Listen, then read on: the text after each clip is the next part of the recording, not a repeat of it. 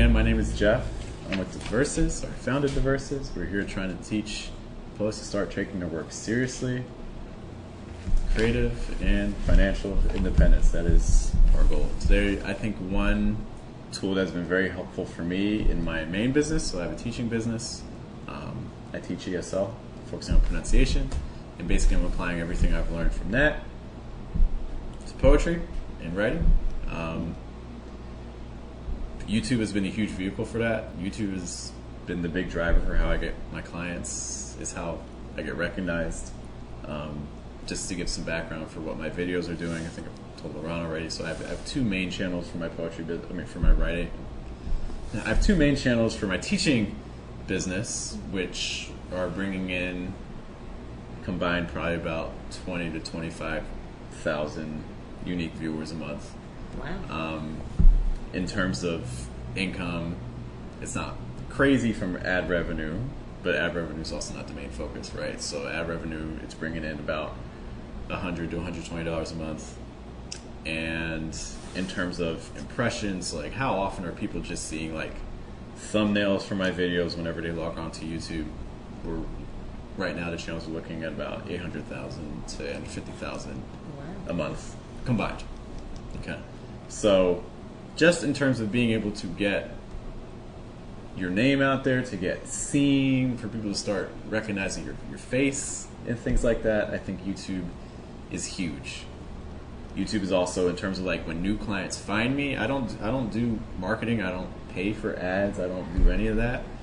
Pretty much all the new students I have that are enough for me to sustain the lifestyle that I have predominantly find me through YouTube. So I'm like, hey, you can do this for poetry too. We can do this for poetry, you know? So I think the one thing I'm going to really harp on is we're not thinking ad revenue right now. We're thinking more about impact. How can we reach people to deliver them information that changes their life in a positive way? When I think of business, I don't think of how can we make money. I think about how can we make impact, how can we change as many people's lives for the better so they can get the change that they see. That's what it's about.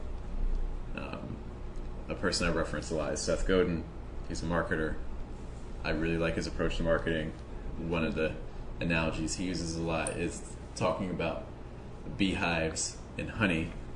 You know, the goal of a beehive is not to make honey. The honey is the byproduct of a healthy hive. And I think for us in our discussions with YouTube, this is kind of what we want to be thinking about. Our goal is not income. Income is going to be a byproduct of how much we are able to impact other people's lives. So that's just kind of my intro spiel really quick. I'm going to give us just a second to get settled. I don't know if I'm jumping ahead. There is no ahead. But when you talk about, having impressions, gaining new viewers, in terms of wanting to be published as a poet, what are some of the considerations of what you post or publish on your YouTube versus what you need to hold back? So we talk a little bit about copyright for sure. Okay. Lena, if I can just have you sweep that way just a little bit. This scoot to my left. Yes, if you're able to. Thank you, sir. Appreciate it. Okay, so let's talk really quick about, and this applies not just to YouTube, but just kind of social media in general. Yeah. You put stuff online on like your own pages or anything like that, you're published. Congratulations. If you're trying to get like journal publications or things like that, they are going to look down on posting on social media because they consider that already published content. Okay. Basically, journals want to be the first place that a piece ever appears on. And so if you're posting on your own platforms and things like that, they consider that pre-published. Now, what I will say too is that, the publishing model is based on how things have been for like the past, 100 years, not longer. So if there's ever been a right time for change and for creating your own platform, now it's never been easier to do that, right? Like previously you got published because you had no audience. it's never been easier. That's not to say it's easy, but it's never been easier to create your own audience and find your own audience. You know, but I understand that with publications there comes like there's a prestige aspect, there's a networking aspect, so I understand those things.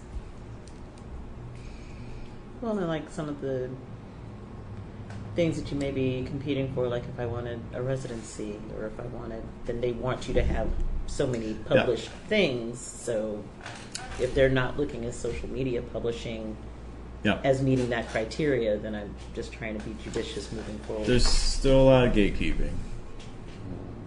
The internet stuff's still new, and a lot of journals are still operating like it's the 80s.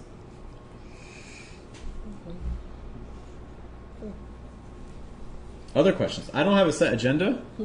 I'm happy to show anything that you want. So like, if you need me to look at my channels and bring them up, I'm happy to give you any number. If you have questions about channels, thumbnails, videos. Just what do you use to create thumbnails? Do you use Canva or something, or do you create them yourself?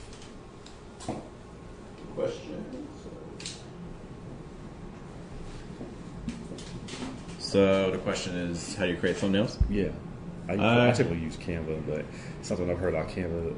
Everybody uses Canva, so my thumbnails are going to stand out as much from somebody else's thumbnail, but I don't really know the general consensus.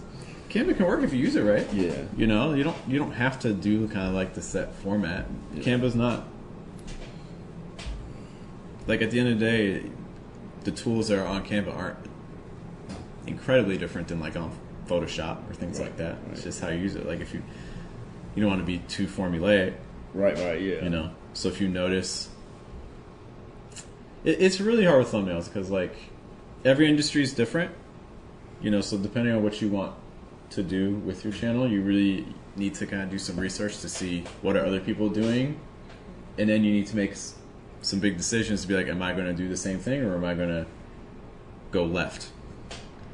And there's disadvantages to both, right? If you do the same thing, then at least people will see your thumbnail and be like, oh, well, this is another video in that niche, right?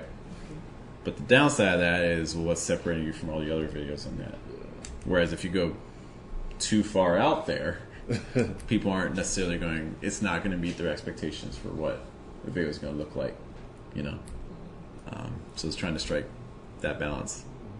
Experiment a lot. But in terms of what I use, so for videos, I use a program called Movavi. For what I do, it's fine. There's other programs, like if you're really hardcore into video editing, there's Adobe has their suite. For those of you who don't know, the model's changed. It used to be in the past that you could buy an Adobe product and you could use it lifetime, and now they've switched everything to subscription. Canva you can do for free. There's other ones that you can do for free, and it's only going to get used. There's only going to be more and more options that are going to come out in the future. There's even like AI image generators and stuff like that. The reality is, even if you're trying to avoid AI, some of the things you're using are still using AI to some degree. Like for instance, if you're making a thumbnail and you're like, okay, I want this picture of me, but I don't want that background, so let me remove the background. AI. I mean, you know, so it all depends on how you want to leverage it, you know. But I just use my video editor, honestly, and just use that to take stills and adjust for thumbs. Do you mind talking a little bit about like how you got started? Like what were some of the things that you experienced? Like once you decided to develop a channel, then what were some of the things that happened? Like what's some of the things that you learned right off the bat? Yeah. I mean, your first video is going to be horrible. It's going to be real. It's going to be real bad. You're not going to like it. But that's how you get good. You gotta be like, okay, this first 3 months, this first 6 months, it's not really about the videos I'm making right now. It's about the videos I'm going to be making a year from now, because the progress is fast. You're constantly learning new things. So that's the first thing. I got into it because I was a teacher. I was at a language center, and I was like, I didn't know what the future has. So I was like, I probably want to find some other side things related to teaching, just to have, not to put all my eggs in one basket. So I started teaching a little bit online on the weekends and things like that. Started getting some of my own students not related to the center I was at. And then oil prices shot up, so we lost our Brazilian market, and things like that.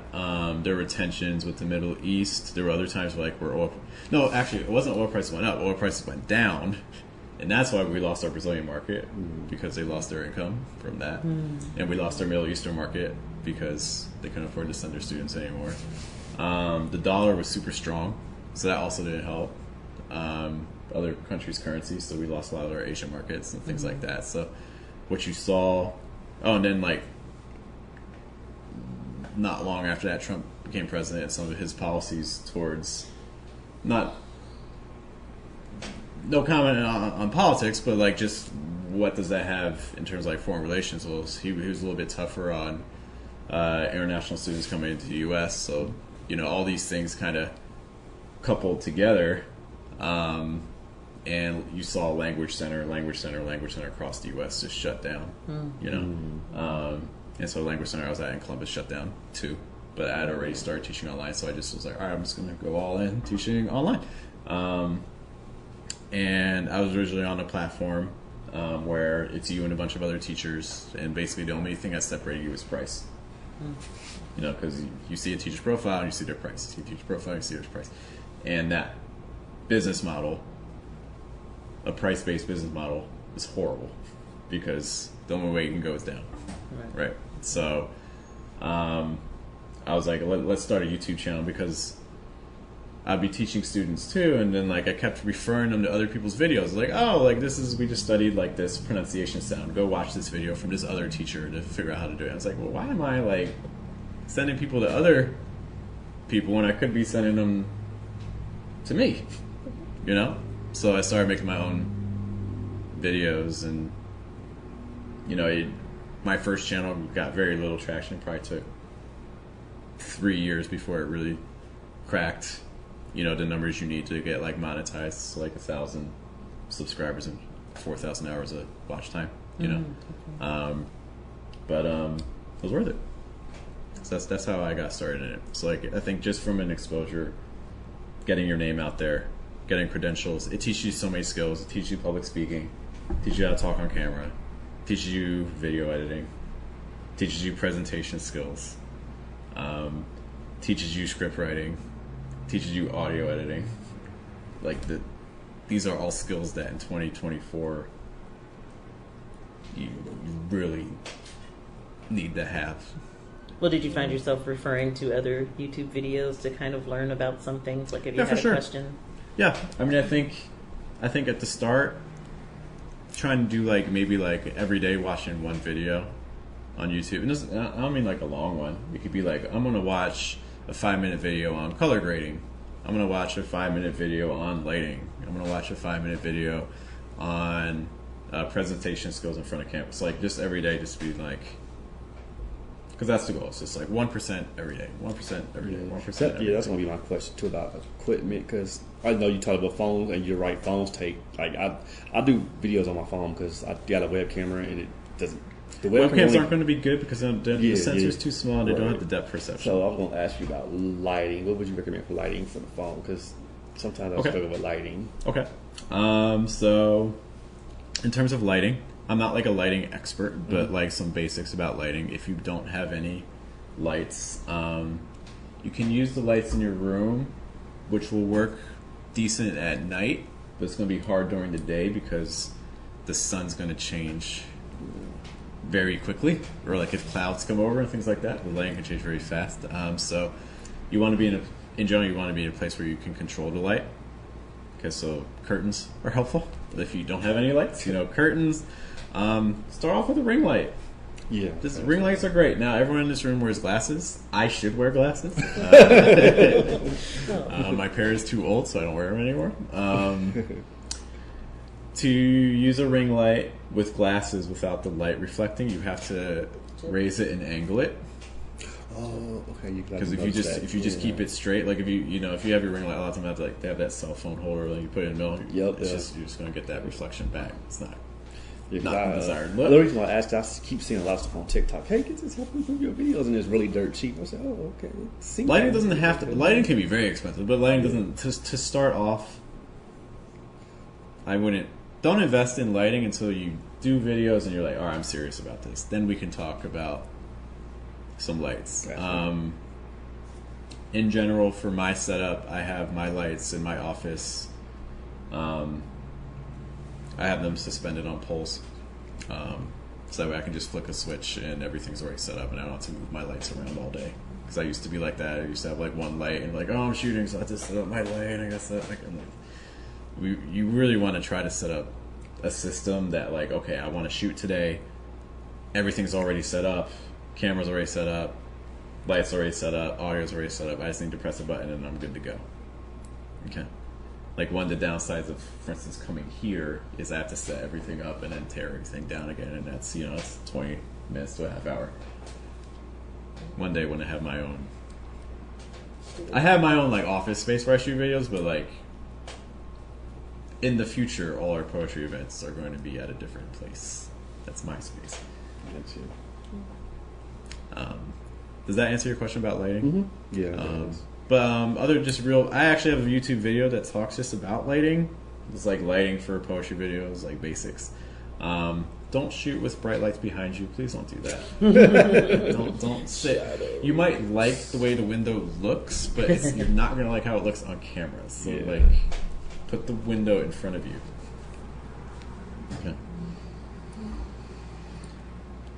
What are your thoughts on effectively just doing like voice recording and having like some kind of ambient stock video, with your voice behind it? Is that a thing that people do? Because there's this part of me that's just like, if I write enough poems and record enough poems, I'm gonna feel weird about my face being the face on all the videos.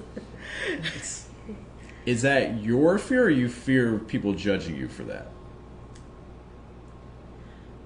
My inside my head voice sometimes comes out my face. And so if I'm kind of dissatisfied with what I'm reading, or if I'm just like, oh boy, here we go again, like I'm not necessarily going to be able to act it every time is what I'm thinking. The only reason a lot of times, because it sounds to me like a fear of judgment kind of question. And maybe it's not. It but, is. And a lot of times that voice isn't our voice, it's the voice of someone else from our life. Not to get like too deep into therapy and stuff like that.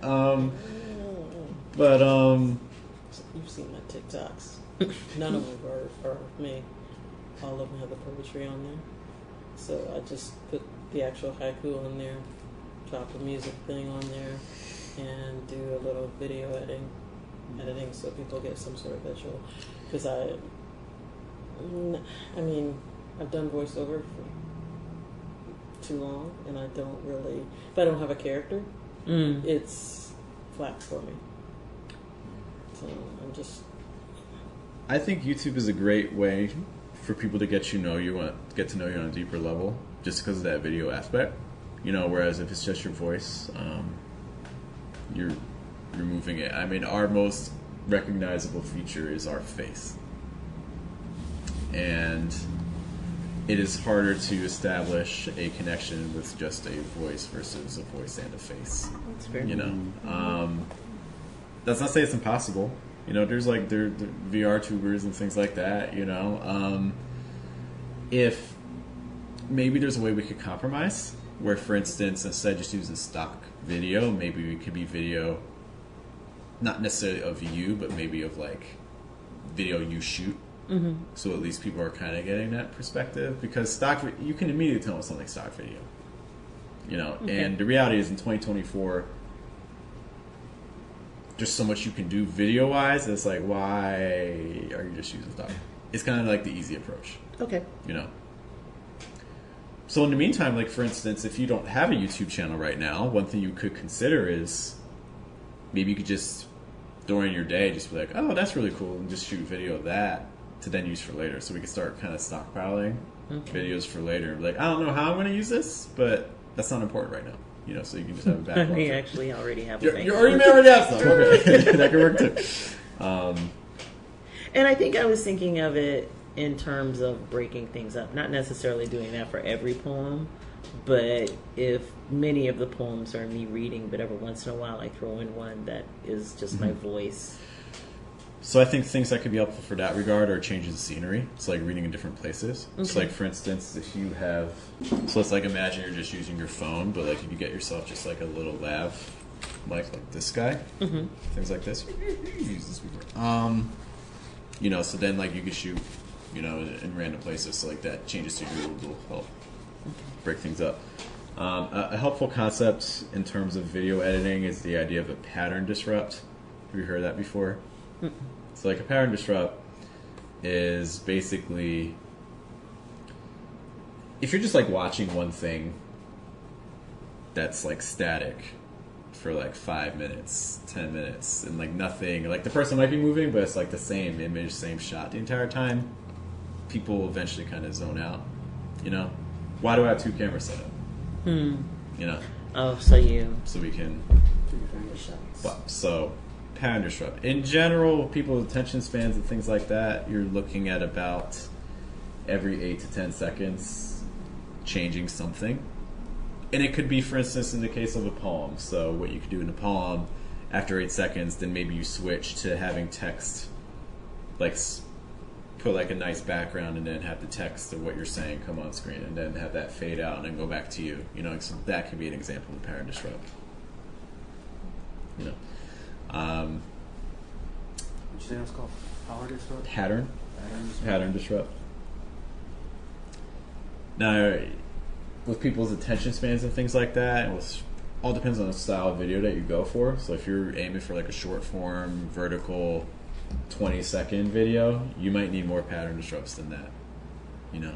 Or if you feel like your audience, no, you know, I feel like I have an audience that is actually looking for, you know, longer content, they have longer attention spans, then you can go longer than that. It depends on what you're doing. Aiming for like, you know, Gen X is very different than aiming for like Gen Z, right? So it's just kind of something to keep in mind.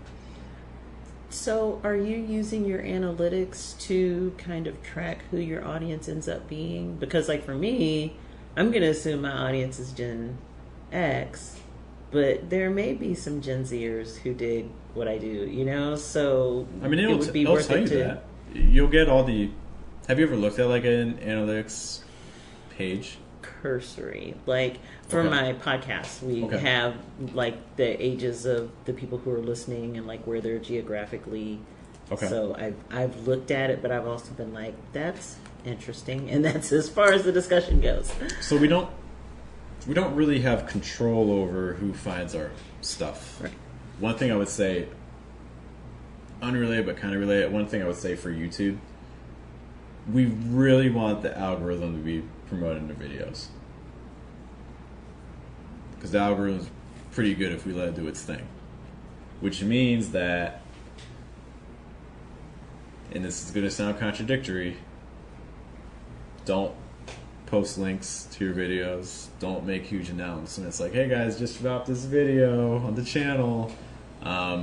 Because what ends up happening is then those people arrive at your video from external sources, and YouTube has no information on them.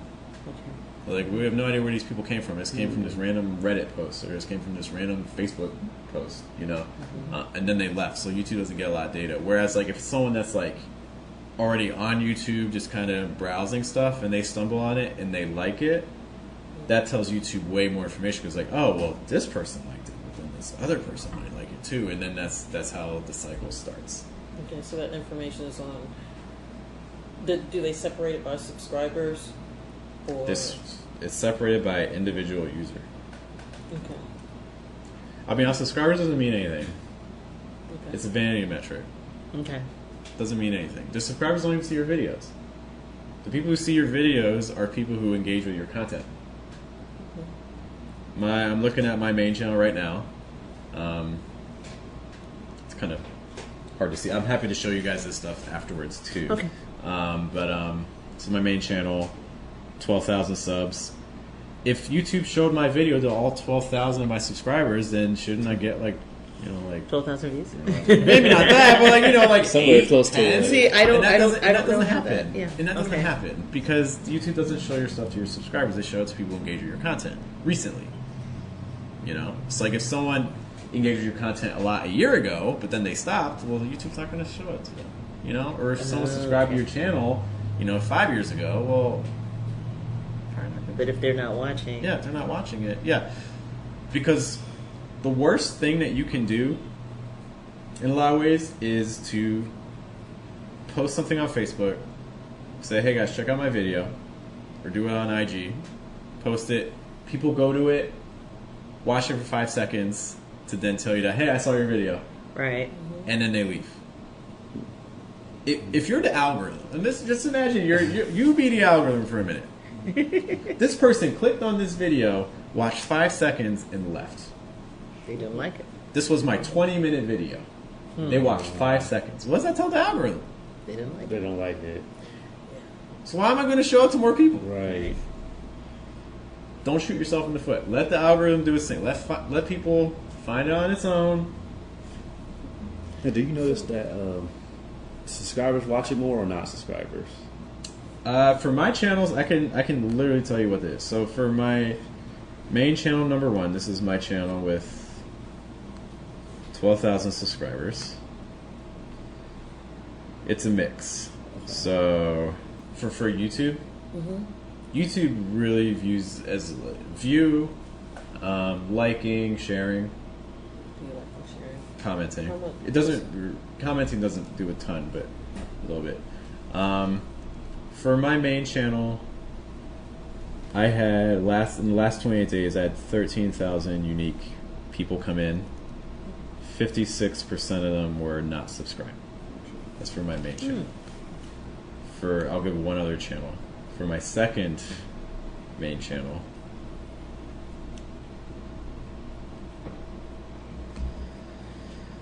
I had 9.8 thousand people come through, and for this channel, 72% of them were not subscribed. And there's all kinds. You can go deep. YouTube gives you all the numbers. Like Yeah, you can it go does. like, I want to find out what country they're in. I want to find what city they're in. I want to find out they're male. I want to find out they're female. I want to know their age. You can go Yeah. in. It even tells you when they drop off the video. So They do. They can tell you what time. It's a little. Some people get nervous about like, oh, I need to post my video at this time and things like that. That's a metric you have control over, because if you keep posting your content at a specific time, eventually your viewers are going to start Look for skewing it. that Yeah. way. Or even if they're not intentionally looking for it, like it's just gonna. It's like, is it important what time you post? Yeah. I'm not going to lose sleep over that. And is consistency Yes. is, if you're posting, not in terms of time, but if you're posting once a month, is that more effective than posting weekly? Depends. I wish I could give you a better answer. There's some people that they post once a month and they get millions of views, and that's how they've always been. There's some people that post once a month and they don't get, it's crickets. It all depends on your audience, and if you are posting once a month, it better be a good video. It better hit. I have to adjust that. But other questions? Are you keeping your content up indefinitely, or do you kind of do a first in, first out kind of thing? Like if you have some videos that haven't gotten very many views, they've been up for, let's say, a year, and it's lower than average viewership, do you take that out, or do you just leave everything up? Once it's posted, it's there? I don't care. It's forever. I mean, you never know when a video's gonna. You never know when a video's gonna take off. I have one video. One moment. I think I mentioned this last time. One of the nice things about YouTube is, let's compare it. Does everyone here use Instagram? Yeah. Okay. Not very When- well, but Instagram's really hard. This is not a workshop on Instagram because I could not teach you anything about Instagram. Instagram is very difficult. When was the last time you saw an Instagram post from 4 years ago? Couldn't even tell you. Like I couldn't even tell you what I saw yesterday. I will say I have had some people come back to find reels of mine that I posted 4 or 5 months ago, but I have nothing from like a year ago. And even those instances are still not a lot. How about on YouTube though? When was the last time you watched a video that was 4 years old? Oh, gracious! I watched one today All that the was. time. I swear. I mean, the video itself was like 13 years ago, but you know that when it was recorded was like the 70s. So it's like, so it's not unusual on YouTube to search for something or to have something appear on your home feed that was like, oh, this was made 10 years ago. And it's still a good video. You know. Well, that hurt too. This is the nice thing about YouTube is that when it's on, you have no idea when a video is going to take off. You have no idea. Maybe it will never take off. I don't know, but like it might still get. You know, I have videos from 2019 that still get me, 20 to 40 views every 2 days. It's like, I'll take it. My mom always made like comment on the video, and it's like a year ago. Like, oh my god, you're still watching this? Like I'm looking at this one video. So the first, trying to find like the first 300 days. Okay, so this is on my main channel. The first 300 days for this video, it got 2,709 views. The second 200,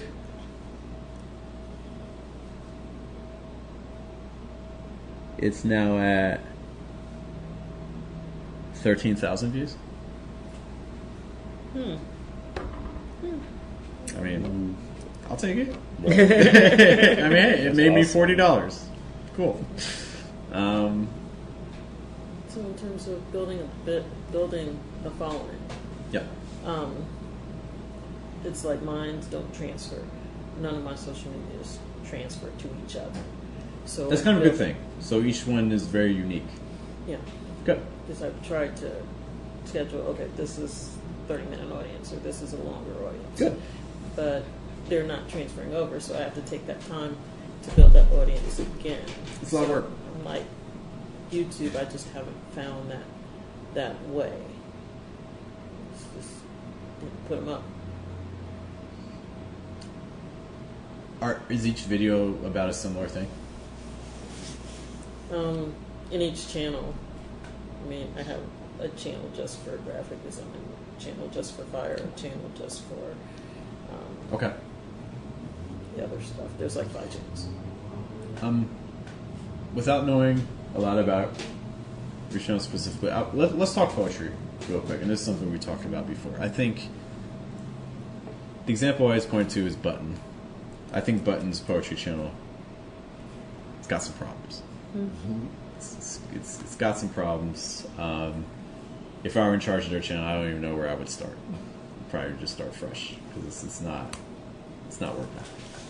I'm going to give you some context. We're going to compare Button to my second channel.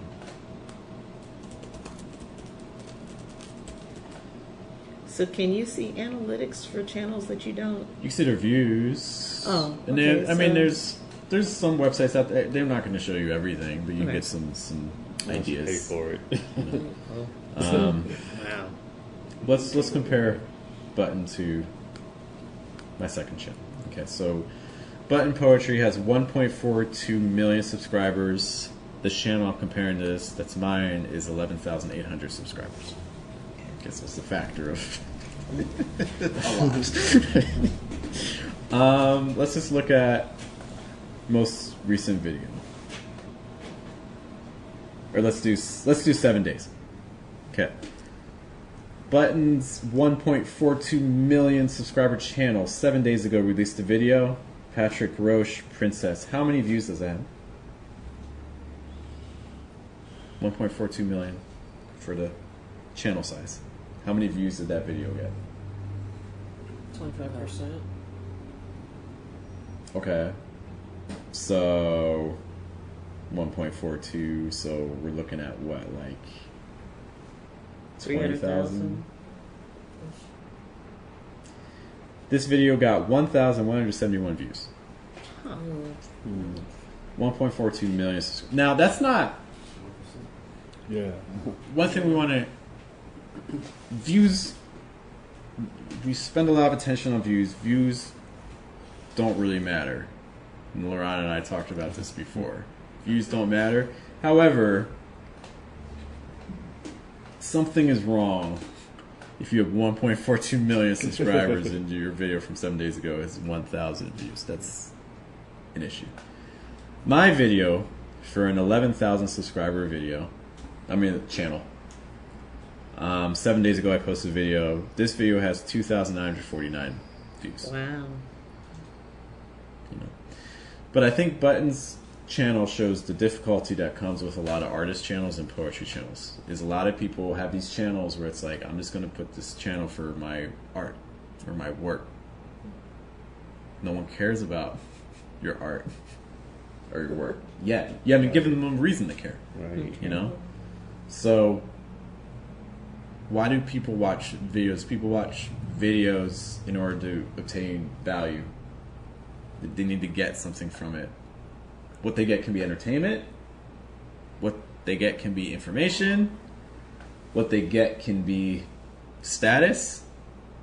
You know? Because I saw the video that other people in my community also see. So now I can talk about it. Or I was the first to see this thing. So now I can share. Because basically you want things that people want to share with other people. Okay? And that when I share it with you, it raises your esteem of me. Or raises your value of me in some way. Okay? So the problem with a lot of art channels is we're not giving that value. Yeah, we're giving the art, but people don't know what's the value of your art to that person. That's not immediately clear. And so I think Button's issue is that people aren't in general going to YouTube looking for poems, and they're in general not going to YouTube to look for poems by Patrick Roche and Sean Patrick Mulray and Neil Hilborn. They're not. So what do? Well, this is part of the reason why I started the Verses and didn't just... I used to have an author website. I was like, why would people come to my author website? What if I instead focus on what am I giving to poets, writers, artists? You know? Like, oh, well, we can talk about craft development, we can talk about business development and things like that, you know? So I think a big thing with our channels is we want to be thinking about poetry or whatever the art form is and something. The more we can individualize. Because it's actually the opposite of what we think we want. We think we want everyone. That's the last thing we want. Right. As the last thing. Like, same thing with comedy. Yeah. You know, like, I know we always say, like, there's so many similarities between. It's the same thing. We do not want everyone to enjoy our comedy. We do not want everyone to enjoy our fire art. We do not want everyone to enjoy our writing. We want a very specific person. Because I can target a specific person. You know, I know a lot of times the specific person we're targeting is connected to ourselves. You know? Because the more I know that, the more I can be like, oh, well, I know that they like this color scheme. I know that they are going to be drawn to this topic. I know that they're going to be interested in this. The more I can be like that, the more I can cater to it. You know? So I think with YouTube, the more we can kind of lean into that, because this is like, if I'm just like, oh, poetry channel. Oh, but poetry channel where I show you how to put your poems using fire art onto pieces of wood. Oh, that's not me, but I know someone else who might really like that. You know what? And no one else is doing that. You'd be the only one that they could turn to. Now it's a risk, because maybe there's no one that's interested. Right. But if there's no risk, why is it worth doing?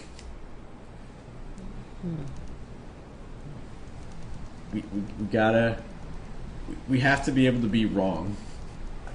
You know, we have to be like, you know, I'm investing all this time and I don't know if this is going to go well. You know? No grind, no glory. You know, we had to put ourselves in a position where we could be wrong.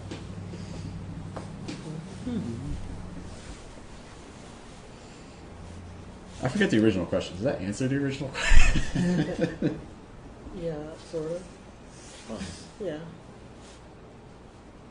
Yeah. So I'd be really thinking about, if you start a channel, like the poetry and component. Like, what if it was a channel that like combined poetry and comedy?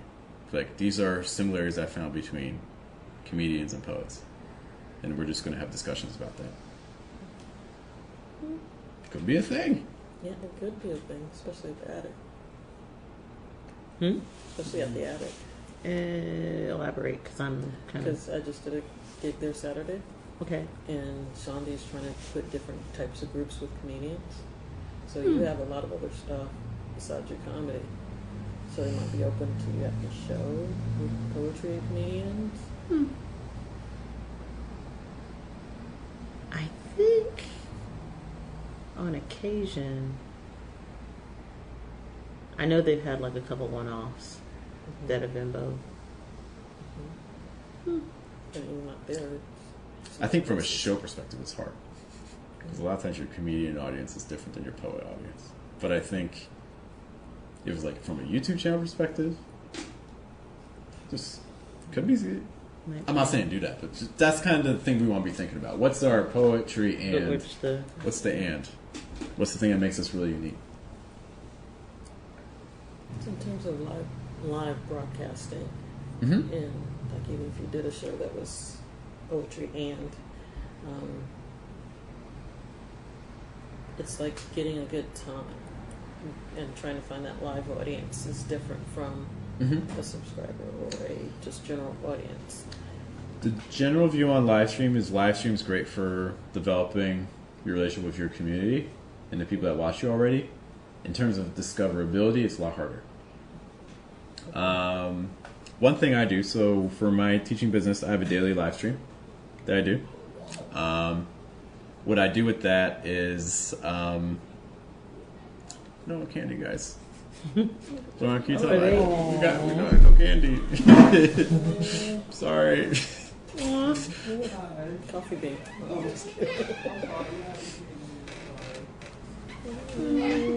oh, I feel bad. I mean, there's literally houses. Right? Yeah, I'm sitting here like, but this ain't a house though. Literally. I guess it's just But I mean, I guess something some like businesses offer This some is true. businesses This is that are true. open. If it were my business, like if I owned the, like maybe we do. would have planned for yeah. But anyway, so I have a daily live stream that I do on my main channel. It doesn't do crazy. Like, gives me probably after a day, it gives me about 200, 300 views a day. But it's every day, so then by the end of the week, it gives you 1,500, 2,000 views on stuff. The live streams are longer.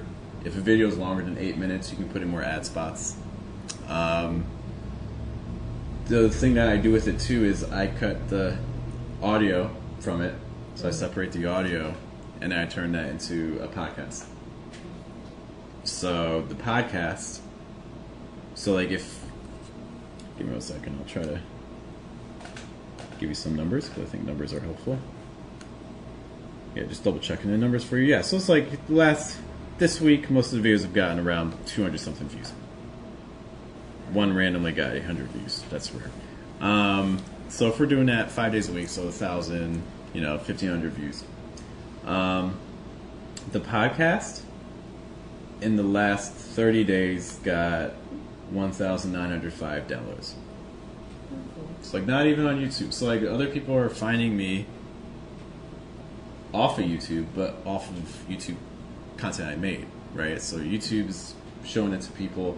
The podcast is reaching slightly different people. And then another thing I do is I download that daily video podcast and I upload it to Facebook. And then on Facebook, that's helping me reach another 60,000 people a month. So how long is your podcast? 30 or an hour? 10 minutes? 10 minutes? How long is yours, Leslie? 10 minutes? So I think a daily podcast is a really nice, and I think when people think like podcasts, video podcasts, they think, oh my gosh, I don't want to do an hour. I don't want to do a half hour. Like, then don't. Do a 2-minute podcast. Do a 4-minute podcast. Do a 60-second podcast. What? I mean, What? I mean, Like for some reason, like a video, like where you actually see the person doing it, I can watch that. But just listening to a podcast, I always find those boring. I never listen. okay, but it's not about you. It's about the person watching or listening. Like, I'm not making like The videos are for you, and the podcasts are for people who listen. I don't need to learn this stuff I'm teaching. I already know it. I'm not making it for me. I'm making it for them. You know, I'm trying to show up for them.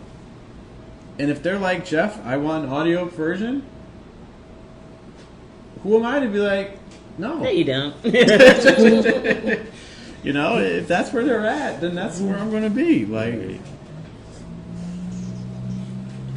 I feel like you kind of answered this, or we got We can come back adjacent to it, to though. Okay.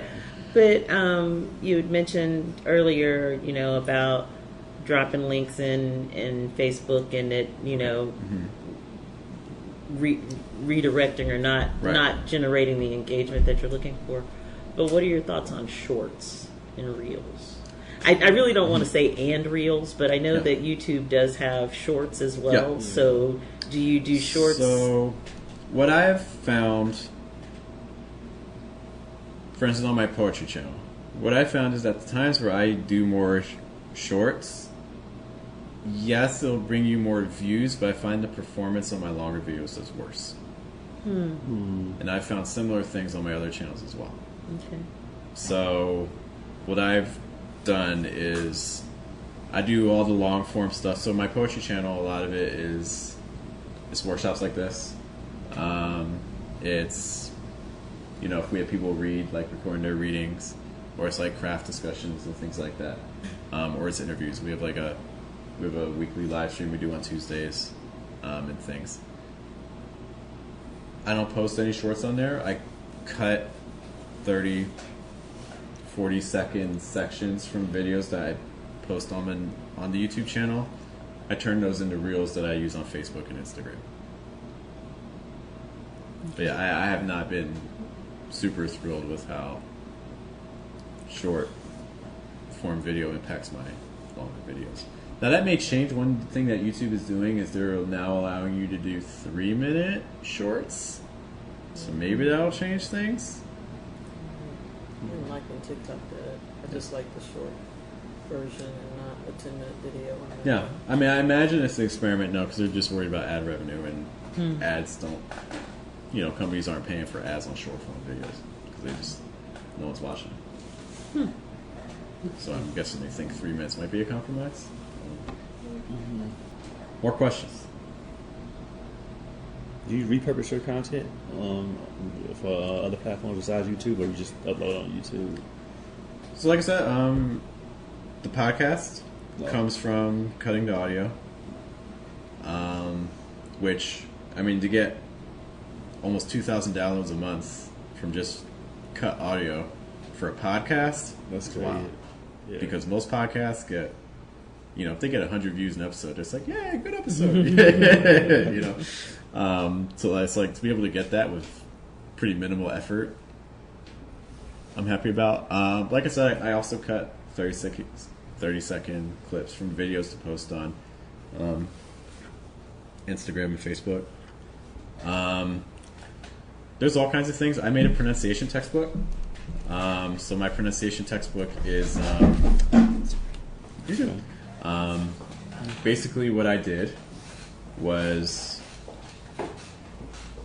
I was like, I'm going to be intentional with my daily live stream. I'm going to be like, all right, for the next 60 days, all of the streams that I do, I'm going to imagine almost like chapters of a book.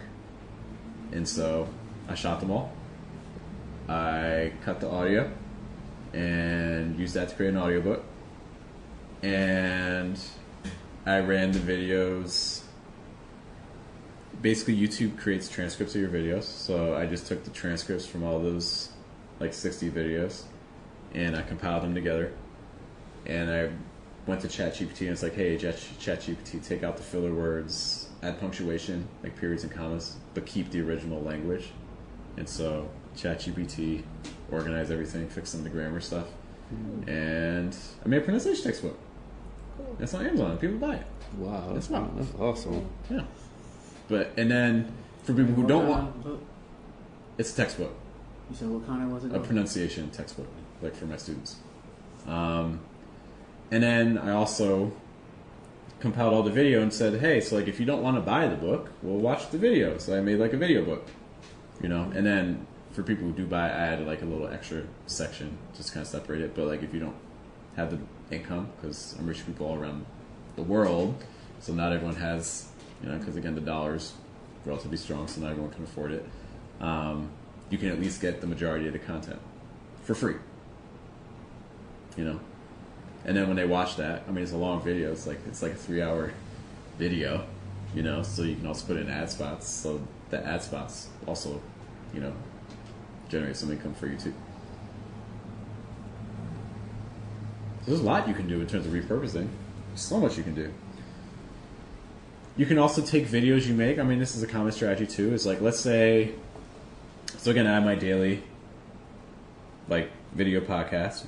What I could do is I could every month make a compilation, just like cut sections from each, and then like, okay, here's like a 20-minute compilation video. I don't do this because I'm just lazy, but you could. It's like you could take old videos and then compile them together. Another thing too is that, so for instance, one thing, you never know what opportunities come up. I've had people come up to me for like voice acting stuff, you know, and voice acting's wild. It's like 5-10 minute section. The budgets they have, like if you're working with the big companies who like really understand, like we're going to be using your voice for into perpetuity, you know, they pay. You know, they pay if you get it. Video stuff. Video projects are expensive. I can do my own video. I know how to do video projects now. So people come up to me like, "Hey Jeff, I want to do this video thing." I'm like, "All right, it's going to cost you because I know what I'm doing, but yeah." Teaches you the presentation skills. Just learn how to present yourself. It's so valuable. You don't really know what you're doing until you see yourself on tape.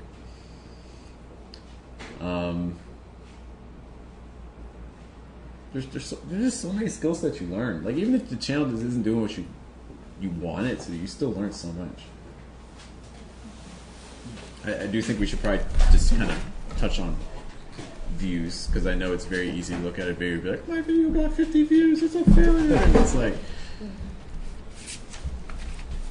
one of the things I talked about with Laurent last time was that, you know, would you rather have 50 views, but one of those viewers sees your content and is like, yo, I want to work with you on this project. It's like $500 a month.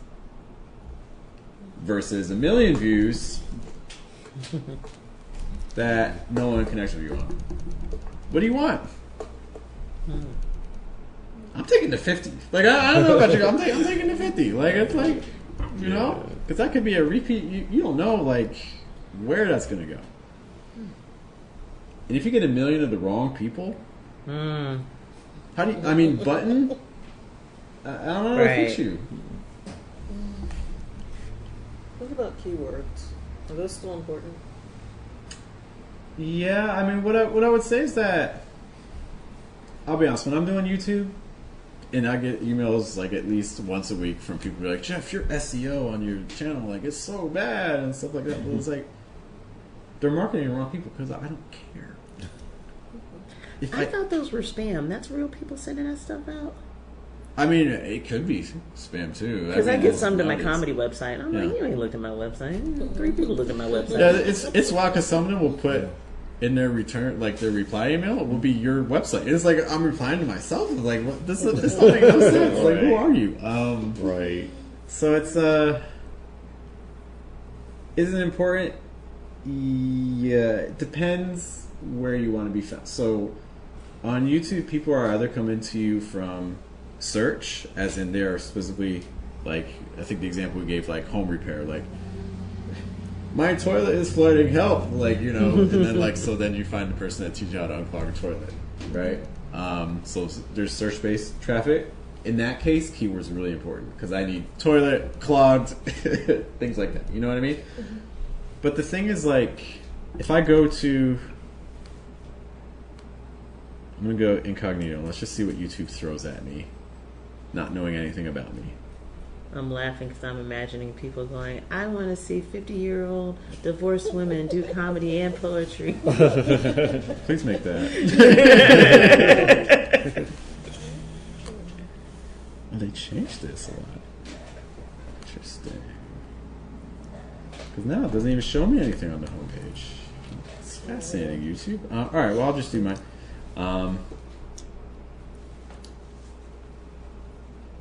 You know, like they're just showing you a bunch of random videos. Like there's some music stuff, there's some sports stuff, there's some personal branding stuff, some people playing piano. Like they're just kind of throwing on the homepage.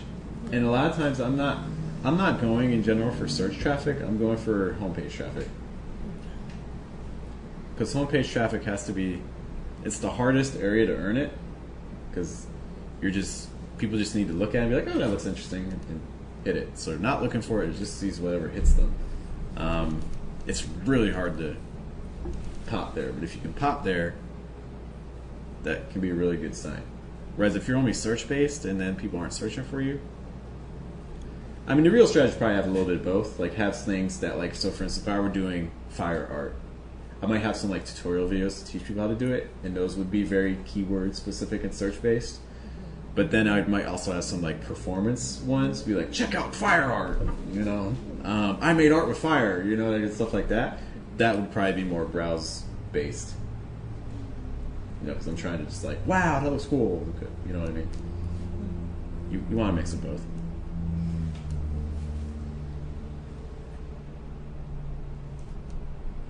I know we've been going for a bit. I want to take maybe one or two more questions. If we got them. I was just inspired, so I had to write it down. Do it. I feel like every time we talk, we get inspired. It's good.